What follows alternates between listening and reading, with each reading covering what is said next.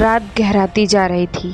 आसमान में बादल छाए थे और सड़क पर हल्की हल्की धुंध फैल चुकी थी। दूर कहीं कुत्तों के भौंकने की आवाज़ आ रही थी। पूरा हाईवे सुनसान पड़ा था।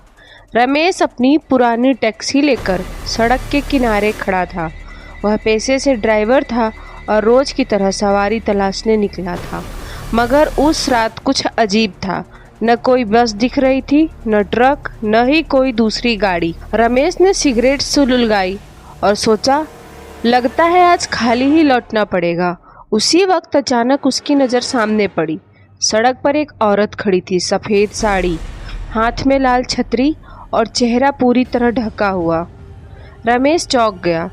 इतनी रात को इस वीरान सड़क पर औरत, कहीं ये सोचकर उसने सिर झटका और गाड़ी स्टार्ट कर दी।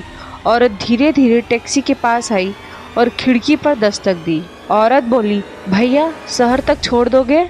रमेश झिझका, लेकिन पैसों की लालच में बोला, बैठ जाइए। औरत पीछे की सीट पर बैठ गई। जैसे ही उसने दरवाज़ा बंद किया, टैक्सी के अंदर ठंडी हवा का झोंका भर आया। रमेश को झुरझुरी सी हुई, लेकिन उसने गाड़ी आगे बढ़ा दी। कुछ देर दोनों चुपचाप चलते रहे। रमेश ने बातचीत शुरू करने की कोशिश की। आप यहाँ अकेली क्या कर रही थीं? इतनी रात को बाहर निकलना खतरनाक होता है। लेकिन औरत खामोश रही। उसकी आंखें शीशे की बाहर टिकी थीं। रमेश को अजीब लगा। उसने साइड ग्लास में देखा और उसका खून जम गया। औरत सीट पर बैठी थी, लेकिन आईने में उसकी परछाई दिखाई ही नहीं दे रही थी। रमेश का दिल जोर जोर से धड़कने लगा। उसने कांपते हाथों से गाड़ी संभाली। डर के बावजूद उसने हिम्मत करके पीछे देखा। औरत वही थी, बिल्कुल शांत, जैसे कुछ हुआ ही न हो। रमेश ने मन ही मन कहा, शायद आंखों का धोखा है, मुझे ध्यान सड़क पर लगाना चाहिए। गाड़ी आगे बढ़ी। जंगल का सुनसान रास्ता आ चुका था। पेड़ों के बीच से अजीब सी फुसफुसाहट सुनाई दे रही थी। अचानक औरत ने धीमी आवाज में कहा, भैया जरा उस कब्रिस्तान के पास गाड़ी रोक दीजिए। रमेश का गला सूख गया। उसने कांपते स्वर में पूछा, कौन सा कब्रिस्तान? औरत ने सामने उंगली दिखाई। धुंध के बीच एक पुराना कब्रिस्तान नजर आ रहा था। टूटी फूटी दीवारें और काई से ढके पत्थर। रमेश ने डरते डरते गाड़ी रोकी। औरत धीरे धीरे उतरने लगी। जाते जाते उसने रमेश की ओर मुड़कर कहा, भैया आज आपने मेरी आखिरी सवारी पूरी की, अब किसी और की बारी है।